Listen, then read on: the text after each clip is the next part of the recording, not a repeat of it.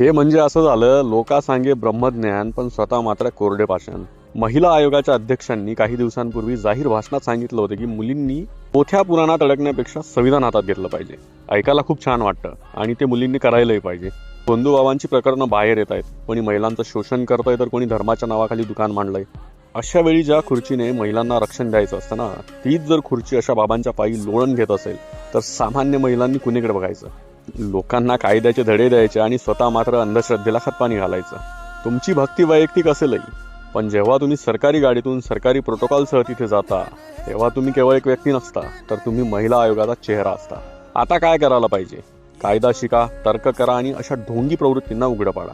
कारण जर रक्षकच बंधुगिरीच्या भक्तीत आहेत तर तेव्हा जनतेने सावध होणं गरजेचं असतं. सगळं मॅटर पाहून मला एक अल्लू अर्जुनचा डायलॉग आठवतो. छोड़िए ना सर, लॉजिक कोई नहीं मानता, सबको मैजिक चाहिए. इसीलिए तो यहाँ साइंटिस्ट के बजाय बाबा फेमस है.